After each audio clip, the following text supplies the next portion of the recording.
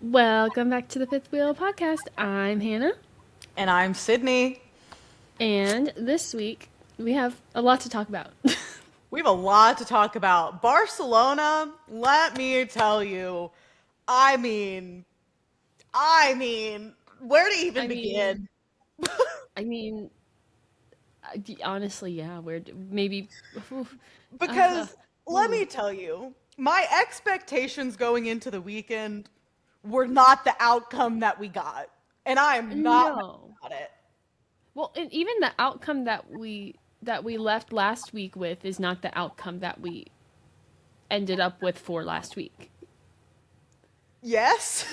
Yeah. Okay. So Alpine decided to appeal the decision for the penalty with Pierre from last week. And Yes. the FIA did their little snooping, and they said, you know what? You're right. P3 back to Pierre Gasly. So, first of all, need to acknowledge what's a polar bear doing in Arlington, Texas. We had Correct. another Pierre Gasly podium at Alpine, which on its own is a Crazy. lot. But there's people that are concerned about this, and like, cause it's a double-edged sword in many ways. One, because I love Pierre and I love Isaac, so Yeah. that is just like someone's got to lose. Um, but there's a lot of talk about the fallout from that situation with the penalties. Mm-hmm. Um, some people like it, some people actually most people don't, if I'm being honest. I mean, I'm I sure. Mm, If I'm going to be completely honest, I don't like it. I don't either. And don't like it. I don't like it from the sense that it sets a shitty precedent Oh yeah, it's because basically the FIA is going to be the FIA. And it's like, well, you've reinstated this one podium. Why can't you do that for us? And it's like, I did read right. a thing that basically Pierre, like what they appealed, Pierre did hit every like piece that he needed to for those penalties to get overturned. Like he hadn't served them. It was just for like they were able to prove that the speeding wasn't speeding or whatever the hell it was. And it was like, well, George had already served it. Whoever, like Kimmy had already, like everybody else had already served it. So they couldn't argue that. But I think because of that, you shouldn't. It's like, yeah, Pierre fit the Yeah. bill, but But everyone else I don't. probably could have fit it too. Yeah, and it just, I love it for Pierre, hate it for Isaac, and that's kind of where it stops. Because my thing Yeah. is it just the FIA historically has made some dumbass decisions, and this No, just opens really? the door for more of those. Really? No, they've never done anything like I know, that, shocking, surely. isn't it? But like also like the precedent now also is set. Sorry, I just hit my mic. It also is set now for a team. They can just avoid serving a penalty and appeal it anytime they feel like it. And then, I mean, the big thing was that like, oh, there's new evidence. There's new evidence. Whatever. Like, there's Yeah. more data. But there's always going to be more data because they're F1 cars, and there's so much video and like car data Yeah. that you could just go down that rabbit hole. So you could keep appealing and appealing and appealing. And so I'm hoping that maybe, and I say hope very lightly because I know they won't, but I'm hoping people just kind of like forget about it, like, oh yeah, maybe we shouldn't do that moving forward. But Yeah. It because it's like I get why. I get why Pierre and Alpine wanted to appeal it, but it's like by that point, it's just a statistic. it And I get is, it, like you want credit where credit's due, but also you missed the celebration. You thought you got a podium but didn't get a podium. Isaac yeah, got to celebrate, then gets told, actually, psych, you don't get a podium in Monaco. And yeah. it Do you have just to give this trophy back too? yeah. Like, And it's like now it's like, it's like there's an appeal on the appeal on the appeal on the appeal. And it's just like, where does it stop? And it just, it I feel like the can of worms that the FIA opened with it just isn't worth it, no, in it's my not. humble opinion. I agree. I think that this is not the first time we're going to be talking about this. So. Probably not, which is really annoying if I'm going to be so for real. But you know what? Well, hold on. I was gonna say it gives us more to talk about. Do we need any more to talk about No, ever? we don't, because I have so much to say. Even in the future, like there's always something we can talk about. I don't think we actually need anything else to talk about. So you know what? Let's say FIA. Let's just put this one away. We're just gonna table that one. We're gonna shelve it until we gotta like pull it off the shelf and blow the dust off of it. If we even have to blow the dust off. I sure hope we do have to blow dust off when that does come. Me but too. I don't think we will. We'll find out, won't we? We'll find out. We'll find out. But anyways, so remember last week we talked a little bit about just like general disappointment. You know? Yeah. And you know how like that just like kind of sticks around with Ferrari sometimes. We do have a little bit more disappointment to discuss. Last week when we were wrapping up this episode and working on the titles and stuff, and I was like, should we title this episode Gluttons for Punishment? And Sydney was like, that's hilarious, but I like the other one that you came up with better. And I was like, okay. And so I said, but I remember saying out loud, we'll save it for another time because I'm sure we're going to need it. After qualifying, I did text Sydney. Yes. And I did say word for word, I think we might need that Gluttons for Punishment title sooner than we anticipated. And you know what? If it hadn't been for the events of Sunday, we would be 100% agree with you. Because let me tell you, so let's just qualifying Q1, Q2, nothing of note happened. Like you kind of lost your typical people. Q3, things are going well. Why are you in the wall? Why are you in the wall, Charles? I mean, Charles Leclerc's biggest op right now is the wall. Is a wall. Seriously. If I had a nickel for every time Charles Leclerc hit a wall in like within that 6-day period, I'd have 2 nickels, which isn't a lot, but it's weird that it happened twice. And I've been waiting to use that joke again. And I feel like I use it a lot in this sport in general. Because it's so applicable. It shouldn't be that applicable, but it is all the time. And also like it's one thing for one he hit the wall. I mean we can't change the past. Yeah. But we know what we can change. We can change our words and our attitude. You know, like I don't think when someone messes up an F1, for the most part, they're like, man, that really sucked. I hated that. But like we put our one foot in front of the other and we're going to do better tomorrow. Charles said, what if I verbally abused myself on live television in front of the world to see? I know. He used the word ashamed 4 times. 4 separate times. And basically implied, like, I don't know why people still support me. I sure wouldn't. Like, I'm paraphrasing, but that is the gist of what he said. Genuinely broke my heart. It was sad. It was mean. Because it's like, I think sometimes we forget how much pressure they put on themselves, and especially Charles. And it's like, dude's got a fan base.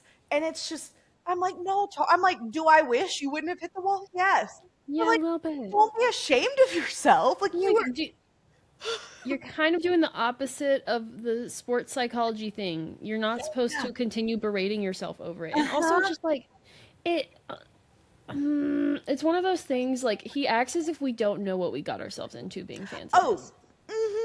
He's like, I'm so ashamed of myself. And like you should like basically saying like I can't believe people are still my fans. Like, hey man, as much as like long haul. 1, I'm in it for the long haul. 2, unfortunately, this is not new. Like, I love you and you're a great driver, but with just this team in general, I'm not surprised. No. Am I sad? Yeah, no. But I'm not surprised. Unfortunately, like, it's not on you all the time. Like, sure, maybe it was an incident. I am stupid, whatever this thing might be. But you know what? You just brush yourself off by your bootstraps and you keep going. Like it's exactly. And honestly, for most of the race, that's what he did. He did a great job. Because when he crashed, he hadn't set a time yet, so he qualified P10. And I mean, I say, unless do we want to talk any pre-race more, or do we want to jump into race? I do have a little bit more pre-race. All right, let's hit that because I'm itching to talk about this race. Okay, actually, I'll just kind of like do like a little pre-rec for what I'm going to talk about later, and we can jump straight in.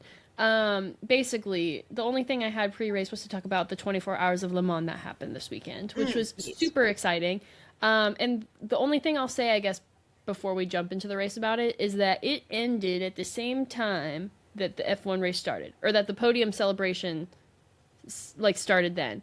And so naturally, 8 a.m., 9 a.m. comes around, and I'm like, so it was just a very fun time. It was a very big sports weekend in general. Yeah. The Spurs and the Knicks had their final game. We're not going to talk about the outcome of that because it's still a little too fresh for me. Stanley Cup Finals was last night. We had the 24 Hours of Le Mans. Yep. We've got the World Cup starting. Yeah. Like, everything is happening. Lots of Everything. big sports month. Big sport month. Yeah. Big month for annoying people. AKA us. That's us. Yeah. Anyways, that's all I wanted to say. But we can go ahead and jump into the race then. Like, continue this Charles conversation because it does need to be had. I mean, and honestly, it was one of those, like, yes, I was glutton for punishment. Like, it really sucked to see Charles not qualify well because Lewis was, what, 0.0064 from pole?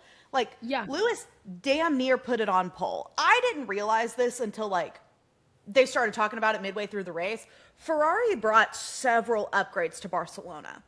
Mm-hmm. I think I just missed the memo on that. We watched most of the weekend late. Shelby and I were in the DFW for the weekend, and so it was like we were a little delayed in a lot of stuff.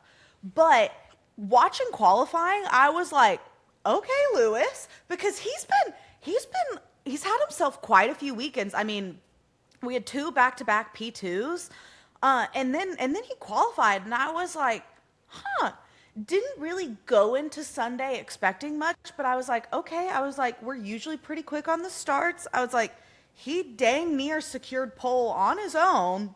I was like, okay.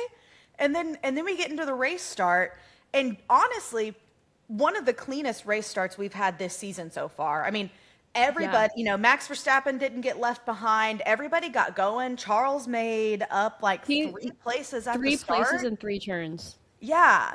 And then Crazy. it didn't, and by lap 8, I think he was up to P6 because he had a really good overtake on Oscar.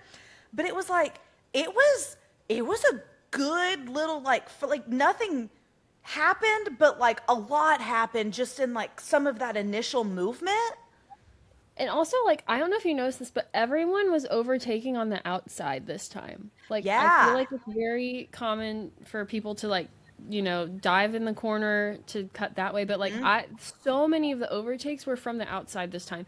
And also, just need to mention, Isaac Hadjar, he said, like, hold my beer, and just decided to do a million overtakes in places that aren't even, like, for overtaking, if that makes sense. Yeah.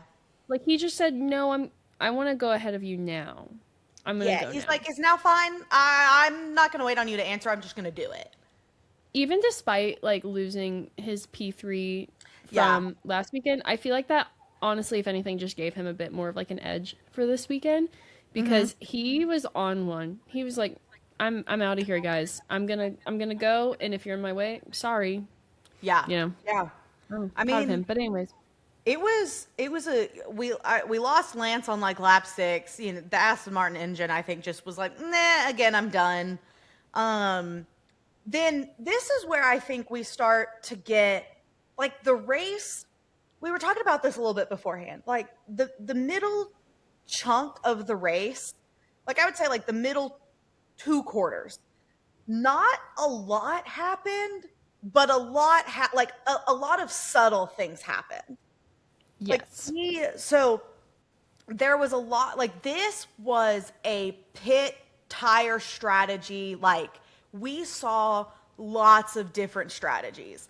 I saw Matt from P1, Matt and Tommy, he tweeted of like that, and we'll get into it, that just like the different like 2 or 3 stop strategy and just like the ability of whichever tires Pirelli brought for the weekend, like made for such an interesting race because there were so many strategy options. And he was like, Pirelli, take note. And honestly, yes, because what we're about to get into, while stressful to kind of witness, was so fun.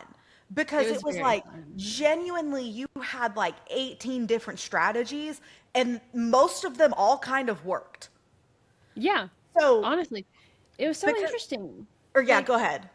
I was just gonna say, I mean, like, despite the strategy, like, I don't, it was just so weird to see, like, it was almost like, I don't know, life's like a box of chocolates. Pit stops are like a box of chocolates. You never know what you're gonna get with this race. It was very much like a surprise every time. I Yes. couldn't predict like I normally do. There were a couple times that I kind of, like, was like, okay, they're probably gonna pit soon because I don't know. Like Max one time Hmm. said, he literally said, "I can't with these tires, man. I'm wobbling on the straights. It's impressive, man." And I was like, "That's a really funny quote. I'm gonna write that down." But like that Right. was one of the few times that I was ever like, "Okay, they're gonna pit soon," and then otherwise I was Right. like, "Oh, cool, Yeah, there they because go."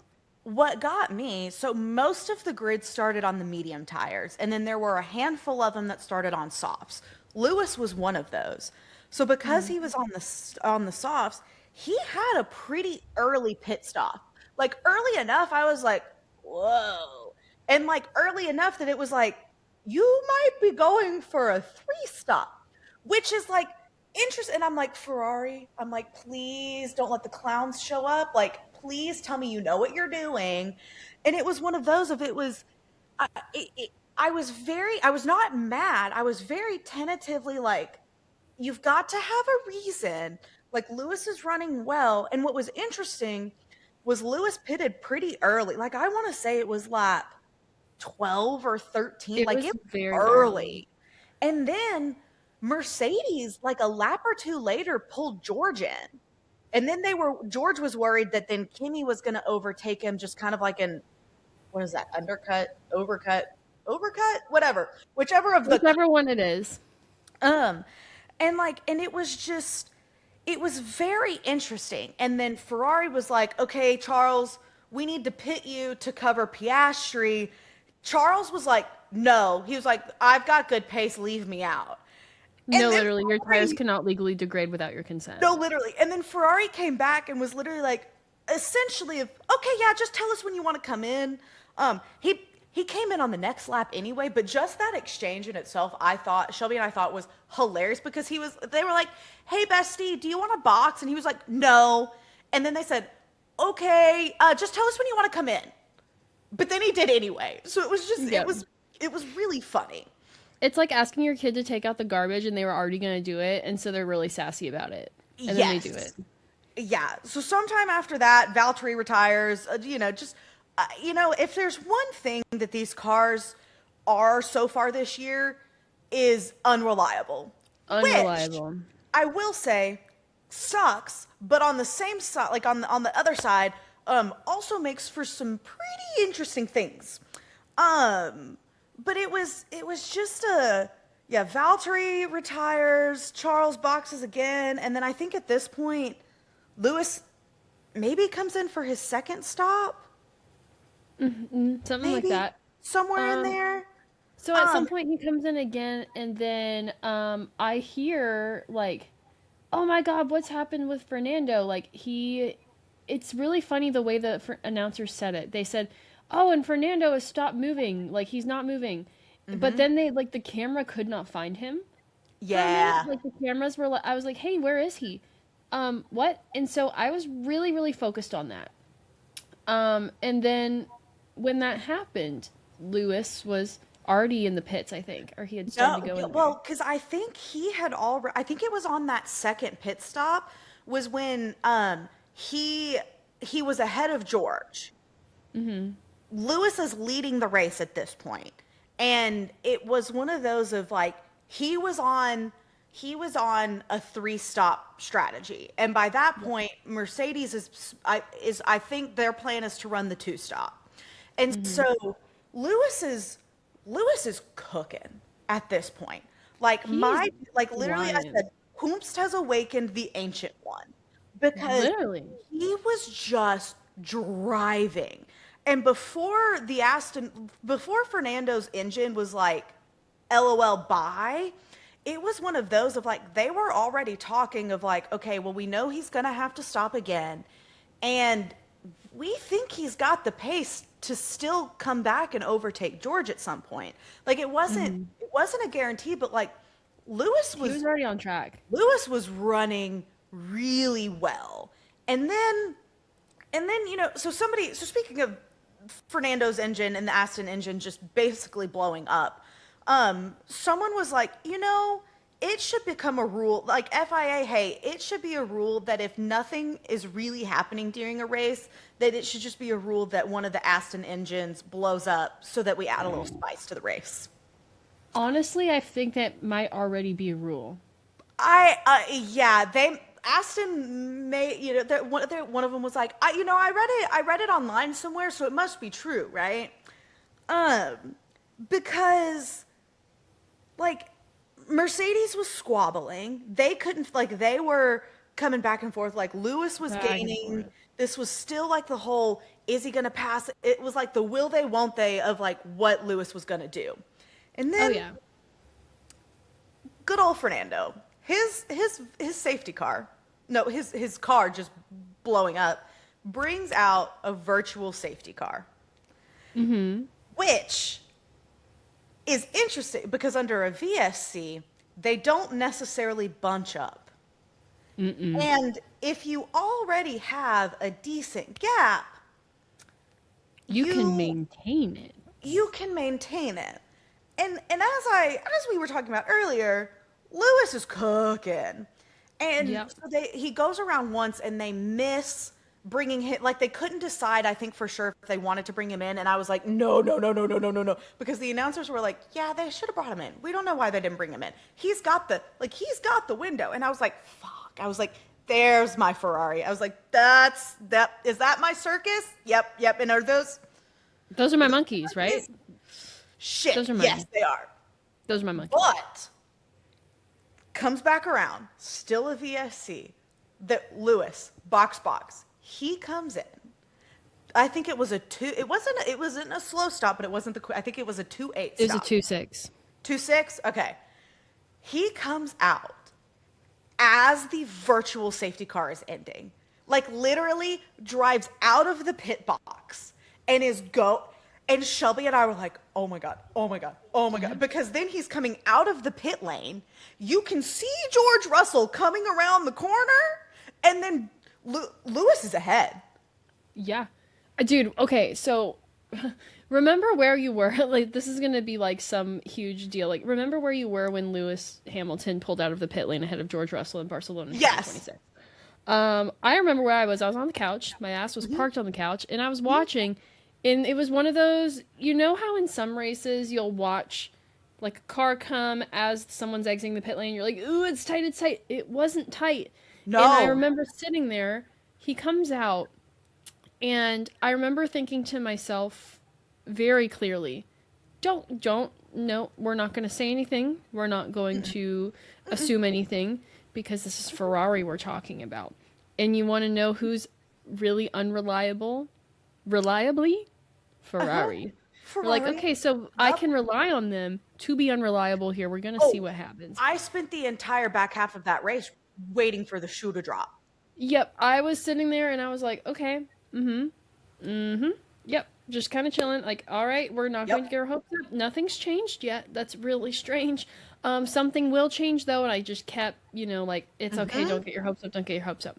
So yeah, I will say Ferrari did come through at one point, and so here's what happened. Kimi and George still battling it out. George, grown man, still battling with a teenager, still really having a hard time there. And there was one moment, the announcers really laid it on thick. I don't think they even meant to. It sounded very much like he didn't realize the impact of what he was saying, but the announcer said, Kimi Antonelli trying to inflict more pain on George Russell's championship aspirations goes around, like, and I'm like, oh, okay. I mean, he's not wrong. So they're battling it out. Kimi finally like passes, and it seems like okay, like he's passed him for good. Has again bested Woody from Toy Story, and so that's all good and dandy. And then all of a sudden, Kimi has an issue. He's done. His car's stopping. He's breaking down. And I'm like, damn, that's crazy. But I'm focused on that. And there's like literally 2 laps left of this race. Oh, girl, hold on. We need to backtrack because there were a couple of like, what do you mean moments that happened beforehand? Okay. Okay.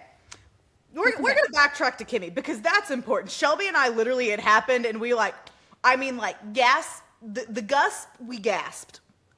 Like, crazy.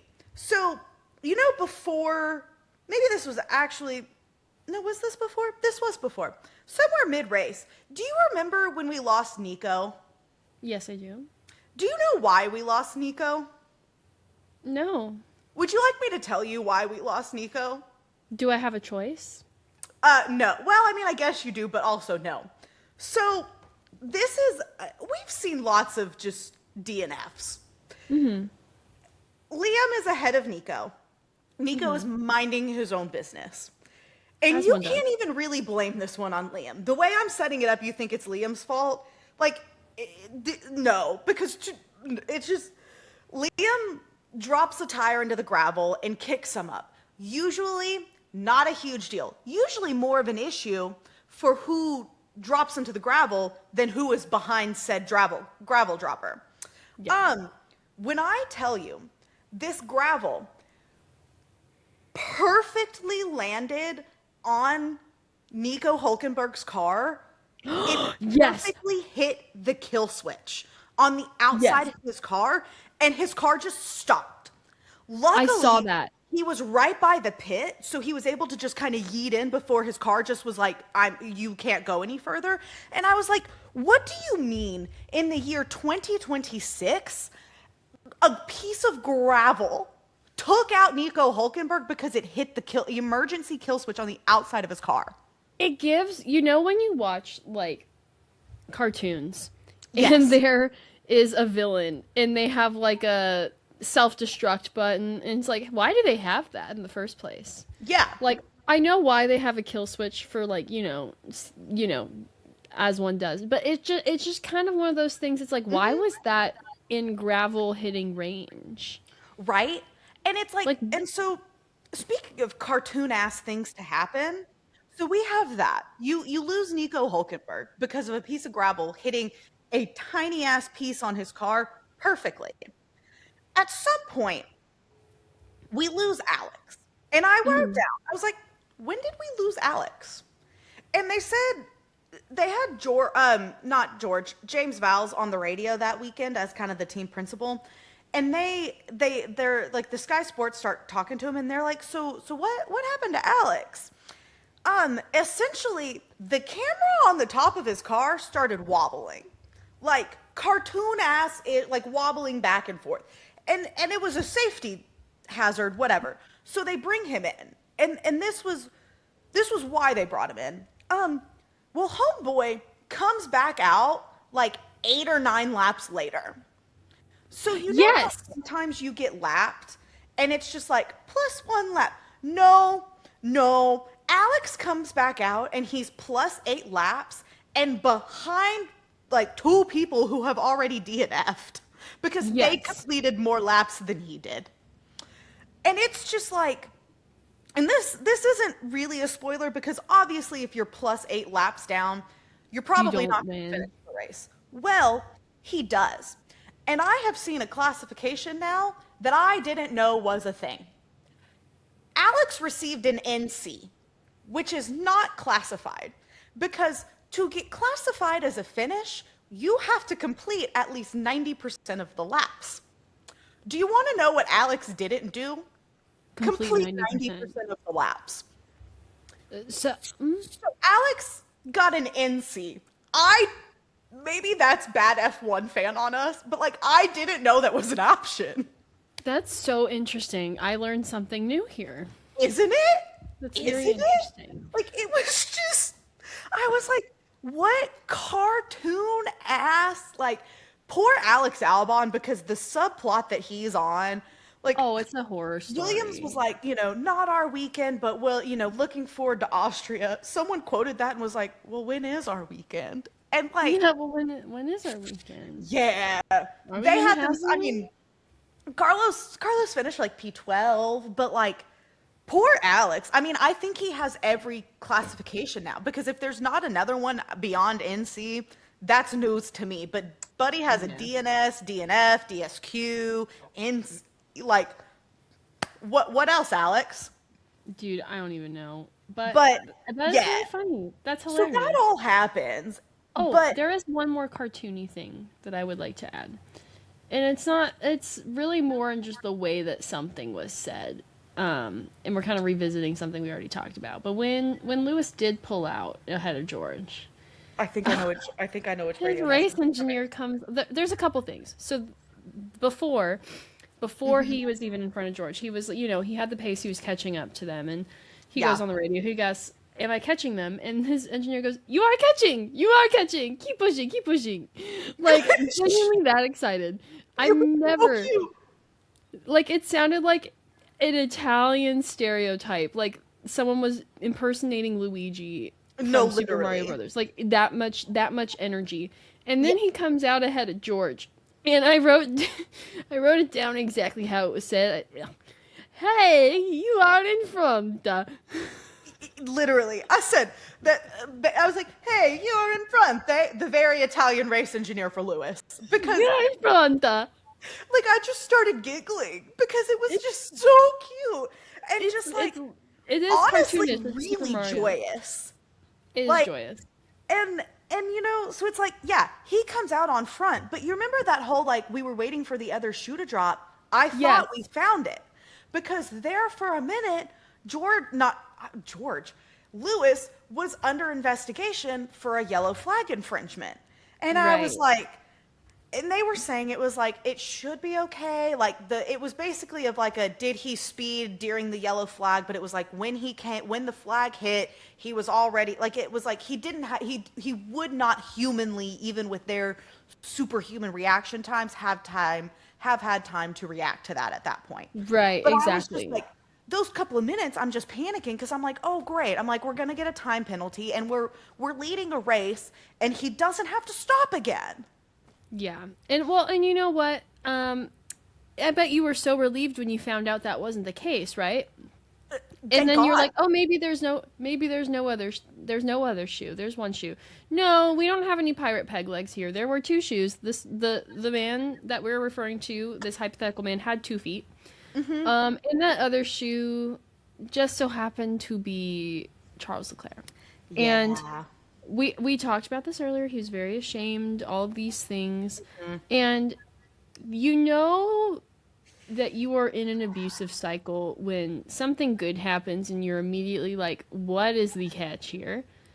Catch was sacrifice, blood sacrifice. Yeah. Yeah. And can any of us, again, one more time, can any of us say that we are surprised here? I personally cannot. No. Um, Unfortunately, no. We should have known that a Ferrari weekend with a win and both drivers finishing is just too good to be true. Yeah. I mean, I'm not happy that Charles crashed, but I'm quite happy with the outcome of Ferrari's weekend for the most part. Correct. Like, Because was it worth it? I, Maybe. as a Charles fan, no. As a Ferrari fan and seeing what happened after the race, yes. Because, Yes. like, it was one of those, it was like things were trucking along. And I'm telling you, like, we've said it like 3 times already, but genuinely, Whomst has awakened the Ancient One because Lewis was, I mean, it was like he was gaining near, like, I swear, seconds a lap. Like, before Kimmy's engine blows up, he's pushing, like, I just kept up because Shelby was driving. I kept updating Shelby on how large the gap was getting. At one point, the gap was over 20 seconds. Like, I Which mean, is crazy. which is crazy. Like, we're talking Max Verstappen average race in 2023. Like, he was so far ahead and just making it look easy. Like, we haven't seen Lewis drive like that in so long. And Whom has seeing it awakened? genuinely, I was like, tugging at all of the heartstrings. But it was like, then you see this and it's like, Kimmy's engine blows up. Charles' engine blows up because he runs into the gravel and then I don't know if it was just the damage or the car, whatever. His engine stops. We also don't know if you caught it. I missed it until after the race. Ollie's engine also blows up. Oh yeah, All no, he's gone. those happened within a minute of each other.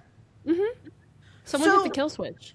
literally someone hit the kill switch. And at this point, like, we've had nightmare weekends, not even weekends for Charles Leclerc. I need somebody to pay the Etsy witches because, like, free my man. He has suffered enough. He really has. But it was one of those, it brought out, I think, another safety car.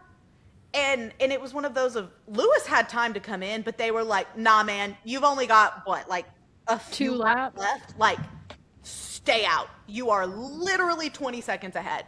They were like, "Hey, man, do not stop under any circumstances. Keep going." And I don't think he would have come in even if they told him to. I don't think he would have either. He wouldn't have needed to. No, he didn't. And even if he needed to, I don't think he would have done it. I think he would have stayed out because it was too risky to do that. And you were too close to the end of the race. Right, like just fucking stay. So I do have a theory as to why this all happened. You mentioned Etsy witches, and I know that we've had a few that have been paid in our day. But so we all know about the Ferrari curse. Mm-hmm. Oh, I know where this is going. Oh, and yeah, I'm so glad you brought it up. It's very important that I share this. And we all know about the Kim Kardashian curse. Yes. I mean, if you don't, it's the same as the Ferrari curse, just Kim Kardashian shaped. Basically, bad things happen Bad to things whoever happen. she's dating. Usually. Whoever she's dating. Historically.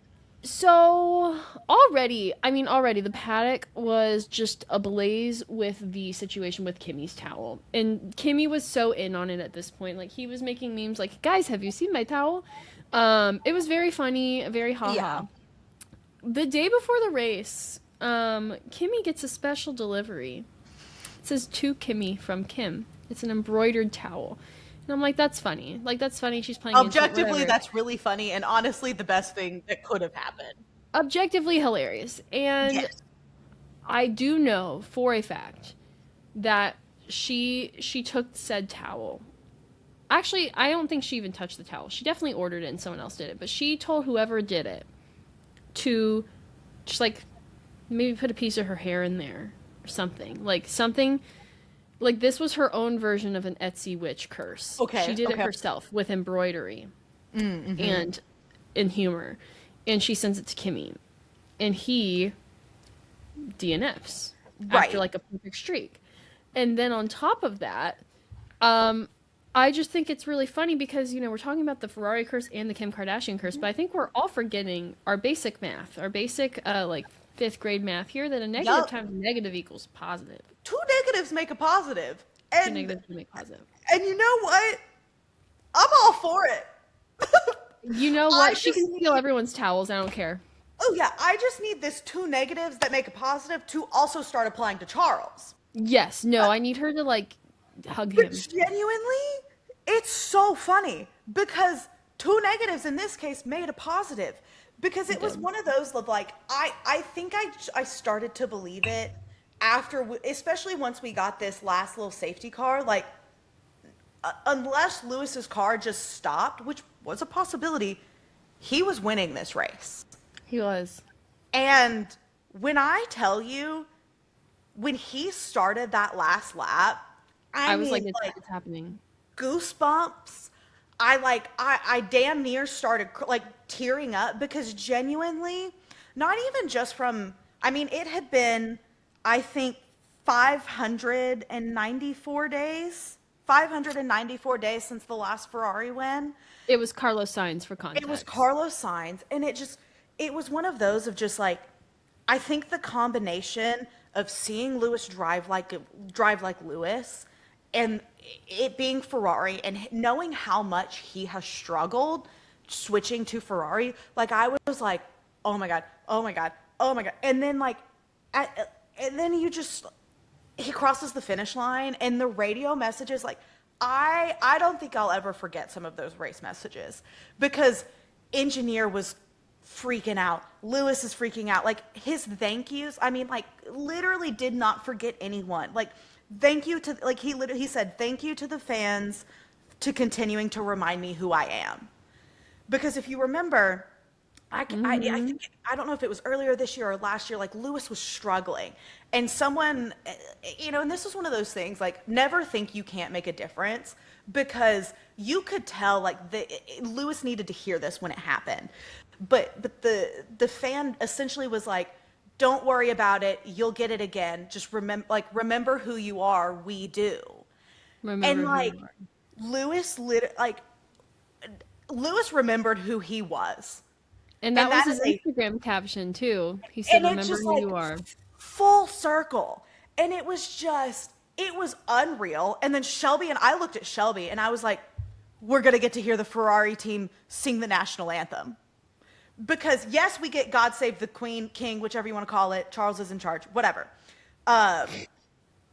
We this time when we get to hear the Italian national anthem, like I was already grinning knowing that we were going to hear the entire Ferrari team sing the anthem.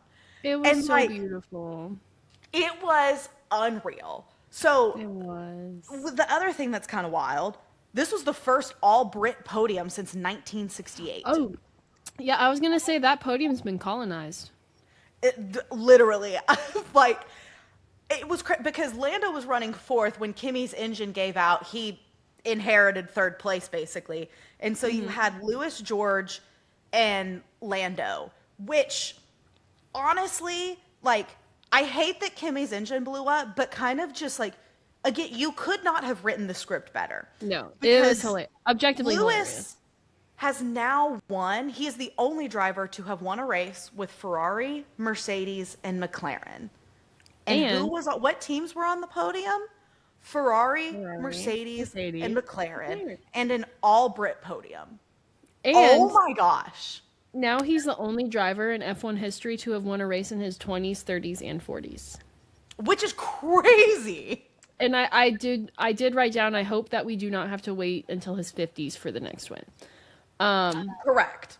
That's something of note. But I mean, it's just so funny, like how we turned this race into something magical. I mean, like I remember the announcer saying like, "What a strategy from Ferrari," and I was like, "Am I like on? Am I in right? the Like, am I being down? punked? Am I in the upside down right now? Like, am I in an alternate universe? Lewis is winning, and the announcers are saying, "What a strategy from Ferrari." What do you mean? We like genuinely knocked it out of the park with strategy.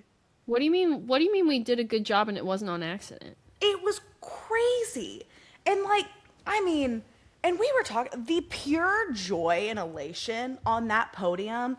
Like, that was hands down one of my favorite podiums that I have had the pleasure of witnessing, and I think will be for a long time. Because I said it a minute ago, and was correct. Hearing the Ferrari team sing the Italian national anthem, I genuinely think healed something in me and the world. I mean, Lewis is just like, he starts tearing up watching his team watching them sing their anthem. And like, and then you get this just really beautiful moment.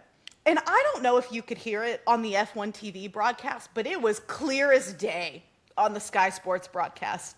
Somebody in one of the garages was having the time of their life with the wheel gun.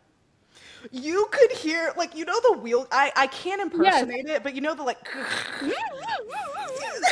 like at least 2 or 3 times during the national anthems, and Shelby and I were dying laughing. I did because not it's hear like it. Lewis is crying watching his team just celebrate him in Beautiful pure moment. joy. And it's just the comedic timing was, I mean, you could not have made up comedic timing better than that. It was a cartoon weekend. It really was. No, it was. In a And, good like, way. It was one of those of, so I alluded to this before we started. Shelby and I, like, kind of post-race, were talking about it. She goes, now that the race is over, I can say this. And because it truly was, like, the two ends of the spectrum. We had, I mean, the highest of highs. Lewis getting his first win with Ferrari. We're having a great time. Charles is in the pit of despair. And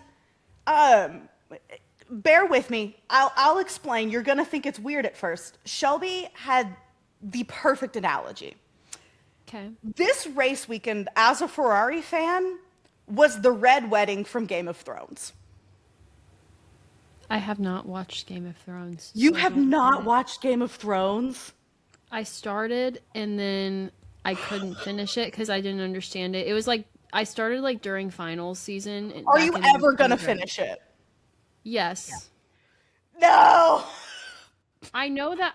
Hey, okay, so major spoilers for anybody listening right now. If you have not Yes. seen Game of Thrones and want to, go ahead and skip like 30 seconds ahead. I would skip like 2 minutes, actually. Okay, ready, set, go. Okay, any more spoilers are your own fault. Sucks to suck. I know that someone shows up to a wedding and kills a bunch of people and a ton of people die. That's why it's called the Red Wedding. Correct. So I'll try to allude and not give you too many spoilers, but because you kind of know that there's a wedding, but a lot of people die, I just won't give you names. So, Okay. you know, the on the one side, you know, a wedding, super joyous. It's a great time. Like, you're celebrating, you know, two families uniting. Like that is Lewis winning. Like all of this really awesome stuff. And even the people that end up doing the bad stuff at the red wedding also had a great time because they're fulfilling their plan. That is Lewis. All of the death and murder and destruction, that's Charles. And everything that happened to him this weekend. So, this race weekend, as a Ferrari fan, was the red wedding. I rest my case. That's beautiful. So really shout out beautiful. Shelby for that analogy because unfortunately, it's perfect. It was. And red Ferrari, duh. Exactly. I mean, because, like, the color of blood Crazy. is red, Ferrari red, wedding, Crazy. yay, death bad. That is the weekend of Barcelona for Ferrari in a nutshell. Wedding, yay, death bad. That's lovely. I love that. Speaking of red car win, I do want to touch back on Le Mans. Oh, yes. Red car win. It wasn't Ferrari, it was Toyota, which is a was. really big deal. And so I wanted to touch on this for a very specific reason. Well, multiple reasons, but there's one in particular. Because, do you know who was on said winning team? Was it Nick DeVries? It was Nick DeVries. Nick DeVries was on the winning team for Who? Toyota. What? Debris? Which Debris. And so I thought this was very funny one because red's across the board. Like we have red car win in two different big races. Do you want to know what else is really fun? So last night was game 6 of the Stanley Cup Finals. North Carolina, the Carolina Hurricanes, they beat the Vegas Golden Knights and clinched the Stanley Cup. They win. Are they red? Would you like to know what Carolina Hurricanes colors are? Red Is it and red? black. Red. So we've got and it was a big deal. If you're in the hockey world, nobody wanted Vegas to win but Vegas. There's a whole lot of lore with that, but just know Vegas is a very despised team for a couple of reasons currently. So the entire NHL community was rooting for Carolina, and they won, and it was glorious. They beat Vegas in Vegas, and it just great weekend for red teams. Beautiful. I love that. So yeah, Right? great weekend for red teams. Also, so Nick DeVries, Mike Conway, who is actually a former IndyCar driver, and Kamui Kobayashi were all on this team. And they did a fantastic job. And I wanted to talk on this specifically because I feel like, I mean, you remember Drive to Survive with Nick DeVries and just like all the shit he was getting, right? It's just like, I don't know. I feel a lot of the commentary that was going on during the race was about just how unfair it is for a lot of these young drivers that get like false reputations as bad drivers because they struggled in F1 for a season or two. You know, like Jack Doohan, things like that. Like he's killing it in oh god, what's he doing? He's not Formula E, is he? I should really know that. We probably should, but it's okay. We really should You're doing know great, that. Jack. Anyway, you're doing a really great job, Jack. I'm really proud of you. And Logan Sargent is racing in another league now too. And he's doing good. So it's just a lot of the commentary around the Le Mans weekend or the Le Mans 24 hours was about just how hard it is on these young drivers because like you Yeah. get one shot and if you're an F1 you don't do a good job, people just stick that label on you, right? Hmm. And so I just think it's just a good reminder that no matter what your results are in F1, like you are still a part of that like upper Yeah. level of like elite drivers You in the did world. something that a lot of people can't say they did, and that's drive an F1. Yeah, like some people are like, "Oh my God, they're such a bad driver." Blah, blah. Do you know how good you have to be to even get to like F4? Yeah. Yeah. Like insane. So he should be. I think Nick needs to just be very proud of himself. I know he is proud of himself, but Yeah. like he accomplished a lot. Like he's an F2 champion, FE champion, and now he's like a Le Mans winner. And so I just thought it was very interesting. Really great weekend for motorsports in general, but also Yeah. for sports in general. So I mean, it just like it was so I don't think I will ever be over watching Lewis's like true first win with Ferrari because mm, I think you could see the weight lift off of his shoulders on that. you really could. Like He needed it it so bad.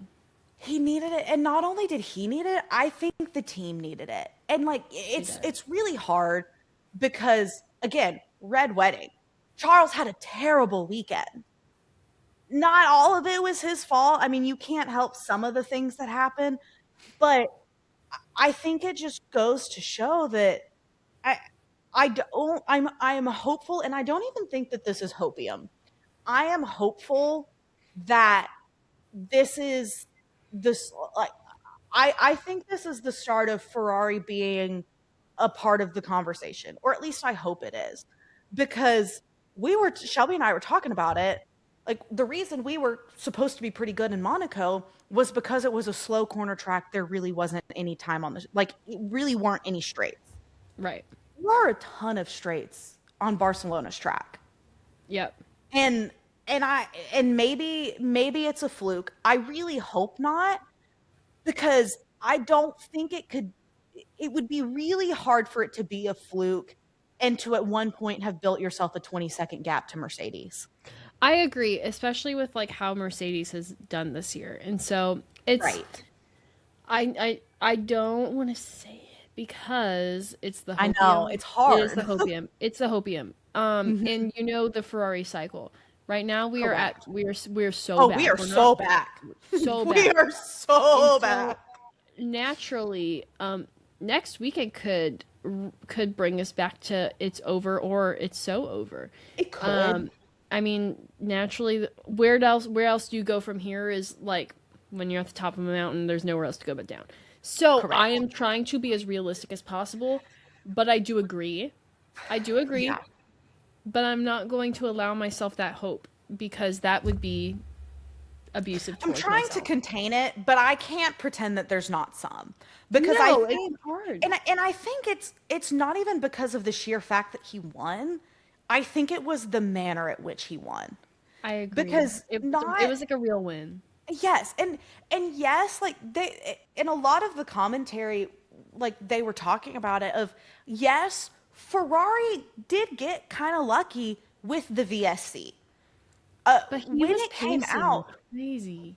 it was crazy timing, but also there everybody was pretty much in agreement that Lewis almost definitely was going to catch Mercedes and pass them because the way he was driving, I mean, you don't build a 20-second gap and not have caught who would have been in front of you had you not stayed ahead at the Right, exactly. VSC. And so, Exactly. again, we'll never know. There was a little bit of luck, but half the time that's Formula One. I was gonna say that's racing, baby. But Lewis was That is already racing. ahead. Mm-hmm. Lewis was already ahead. And Yep. there was also the chance that Mercedes was going to have to pit again. They were going to try and finish on that two stop, but I think that's why I have allowed myself a sliver of hope because of the manner at which Lewis won. And I think also too that this flipped a switch in him. I think he had kind of gained that confidence again in himself and in Ferrari. And now I hope that that just continues, because hearing him talk about the team and talk about the car post race I was like, we haven't heard him talk like this since he joined Ferrari. No, agreed. I do want to say, you did say a sliver of hope, and all I could think of was like snorting a line of hopium, like genuinely. Basically, Yeah. We're addicts. I'm not ashamed to I know admit the it. cycle I'm in, and I know how crazy I sound and the toxic relationship that we are in with Ferrari. And you know what? I don't care. I'll see you here next week, No, because my readiness to change is zero. no, Like literally, genuinely. sue I'm me. so happy. Yeah. Well, But in 2 weeks we have Austria, which should be yes, fun. It feels, I'm kind of sad because we had this double header and I kind of got used to it, even though it was only 2 know. weeks. And so I'm like, oh, car don't go but it's fast really, enough. what is it? We have 1 week, and then we only It's have not a we summer. only have a week off, and then we have another double header. So Yep. really, we gonna be okay. We're gonna be all right. It's gonna be fine. We gonna be And you okay. know what? We're gonna have a good time. I probably need a break anyways because I've been sick for 2 weeks, and I'm Yes. still sick. So But it's you really know cool. what? This we get a whole extra week to ride the high of a Ferrari win. We do. We don't have to come back to reality for a whole 2 weeks, and I'm so I ready. I mean, we are so back. We are so back. We're so back, and I'm going to say we are so back for 2 weeks straight. It's gonna be so fun. Right? Because what else are we supposed to do as Ferrari fans except No, literally, we can't think about the future because then that shows what the rest of the cycle is. So exactly. we pause here. But we're gonna stay. We're so back forever. We're not. We're gonna break the cycle. We don't have as literally just supposed. We're gonna break the cycle. We're back and we're so back We and we say do as not go delusional down. Ferrari fans, but we're gonna break it. We're gonna break the cycle. We're gonna break the cycle. It's it's on us to break the cycle. It It is. really is. It It's is. on It's on Lewis and it's on Charles as well. And Charles, you know what? I love you. Go to therapy. Correct. And you know what? It's Charles. Like the next race, Charles's luck is turned around, and we are going to have a great result for both Ferrari drivers. We It's are. just what's going to happen. It's what has That's to what's happen. gonna happen. It is what's gonna happen, and we are going to watch that. It's gonna be the best, and we're going to have a Ferrari World Driver Champion. It's gonna be amazing. It's going to be great because I mean, because Lewis is number 2 now, right? he was number 2 last weekend. And now with the Kimi DNF, he closed the gap. It's still there, but like it's a lot smaller than it was. My hopium dealer 25 just points smaller. called. I mean, There's a like sale. Hopium is thriving in the Ferrari household right now.